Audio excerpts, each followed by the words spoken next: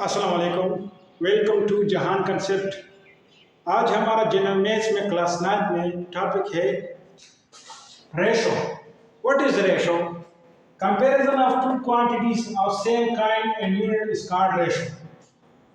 Ratio क्या होता है कि दो क्वांटिटीज के दरमियान अगर हम कंपैरिजन करते हैं कि ये छोटा है, ये बड़ा है, ये बिग है या स्मॉल है, तो दो क्वांटिटीज के दरमियान या इस तरह कंपैरिजन को हम क्या कहते हैं? रेशो कहते हैं। याद रहे कि ये दोनों क्वांटिटीज सेम क्वांटिटीज होंगे। क्वांटिटीज क्या होती है? मसलन मास, टाइम, टेम्परेचर, ये सारे आपस में ये क्वांटिटीज है और क्वांटिटीज हमेशा सेम यूनिट पे भी लेना होगा। सेम यूनिट मतलब है कि अगर लेंथ है तो दोनों क्वांटिटीज लेंथ होनी चाहिए और दोनों क्वांटिटीज के यूनिट सेम होनी चाहिए। मतलब लेंथ का यूनिट मीटर भी है, किलोमीटर भी है, तो आप लोगों ने एक यूनिट लेना है। मसलन दोनों क्वांटिटीज के मीटर लेने हैं या दोनों क्वांटिटीज के किलोमीटर लेने हैं, तो इसको हम क्या कहते हैं? रेशो कहते हैं। रेशो का जनरल फॉर्म क्या है कि ए और double dot B or A divide by B. इसको हम ये जो है ये जनरल फॉर्म ऑफ रेशो है। इस रेशो में A is called antecedent and B is called consequent. A को हम एंटीसीडेंट कहते हैं और बी को हम कंसीक्वेंट कहते हैं। ये तो हो गया रेशो। अब प्रोपोर्शन क्या होता है? तो अगर आप लोग रेशो को जानते हो तो प्रोपोर्शन में आप लोगों को कोई मुश्किल नहीं होगी। प्रोपोर्शन क्या होता है कि equality of two ratios is called proportion. दो रेशो को आपस में अगर आप इक्वल कर लो तो उसको हम क्या कहते हैं? प्रोपोर्शन कहते हैं। General form of proportion A B double dot C और dot D are A divide by B equal to C divide by D. इसको हम प्रोपोर्शन कहते हैं कि टू रेशोस को हम इक्वल में लिखते तो उसको हम क्या कहते हैं? प्रोपोर्शन कहते हैं। ये जो दो बी और सी है इसको हम मीन कहते हैं और जो सी और डी है इसको हम क्या कहते हैं? एक्सट्रीम कहते हैं। तो ये रेशो प्रोपोर्शन की शक्ल है। प्रोपोर्शन का एक जनरल फॉर्म है। एक जो अंदर जो नंबर्स होते हैं बी और सी इसको हम मीन कहते हैं और ए और जो डी होता है उसको हम एक्सट्रीम कहते हैं। एक प्रोपोर्शन कब प्रोपोर्शन होगा? तो इसके लिए एक जनरल सा फार्मूला है कि अगर प्रोडक्ट ऑफ मीन बराबर हो प्रोडक्ट ऑफ एक्सट्रीम के तो ये प्रोपोर्शन होगा। मसलन जो बी और सी आपस में मल्टीप्लाई कर लो और ए और डी आपस में मल्टीप्लाई कर लो, अगर इससे आंसर सेम आ जाए तो ये प्रोपोर्शन होगा। अगर सेम नहीं आए तो ये प्रोपोर्शन नहीं होगा। मिसाल के तौर पर ये क्वेश्चन है कि ए रेशो बी प्रोपोर्शन 11 रेशो 55, तो ये देखते हैं कि ये प्रोपोर्शन है कि प्रोपोर्शन नहीं है। तो मीन और मीन को आपस में ज़रब कर लो और एक्सट्रीम को आपस में ज़रब कर लो तो देखते हैं कि ये प्रोपोर्शन है कि प्रोपोर्शन नहीं है। तो 5 मल्टीप्लाई 11 इक्वल इससे आता है 55 और 1 और 55 को आपस में ज़रब कर तो इससे आता है 55। तो मीन से प्रोडक्ट ऑफ मीन 55 आ रहा है और प्रोडक्ट ऑफ एक्सट्रीम ये भी 55 आ रहा है। तो ये क्वेश्चन नंबर 1 जो है ये प्रोपोर्शन है।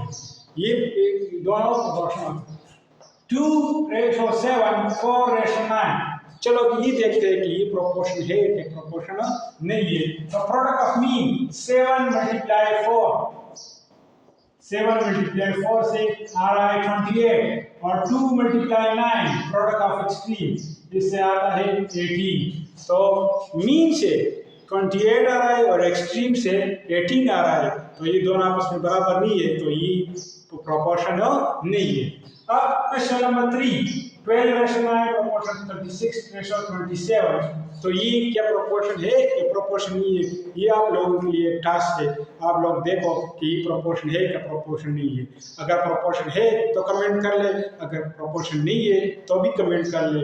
तो इससे आप लोग जान जाएंगे कि ये प्रोपोर्शन है कि प्रोपोर्शन नहीं है। मैं आप लोगों को करेक्ट आंसर कमेंट सेक्शन में बता दूंगा। अब प्रोपोर्शन प्रोपोर्शन पे सवाल आता है कि ये मसला इसमें एक नंबर x आ जाए, तो इस x को आप लोग किस तरफ फाइंड कर लोगे? तो मसला इधर एक्सट्रीम पोजीशन पे, फोर्थ एक्सट्रीम पोजीशन पे इधर x आ रहा है, तो इस x को किस तरफ फाइंड करना है? तो find the value of x। तो हमें पता है कि अगर एक प्रोपोर्शन है तो इसका प्रोडक्ट ऑफ मीन बराबर होगा प्रोडक्ट ऑफ एक्सट्रीम। तो देखो प्रोडक्ट ऑफ मीन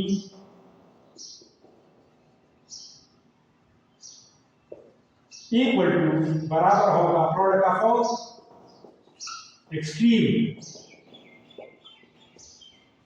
तो इसमें मीन क्या है? इसमें मीन है 36 और 5, 36 मल्टीप्लाई 5, और एक्सट्रीम क्या है? 9 मल्टीप्लाई x। तो इधर से आ रहा है 9x, ये 36 मल्टीप्लाई अपनी जगह, हम लोगों ने x फाइंड करना है।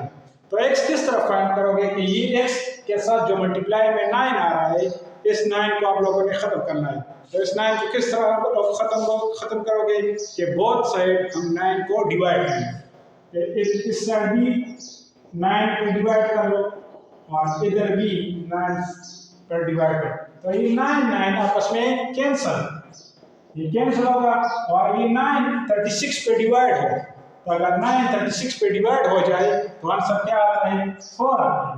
4 मल्टीप्लाई 5, और 4 को 5 के साथ अगर आप लोग मल्टीप्लाई कर ले तो इससे आंसर आता है 20।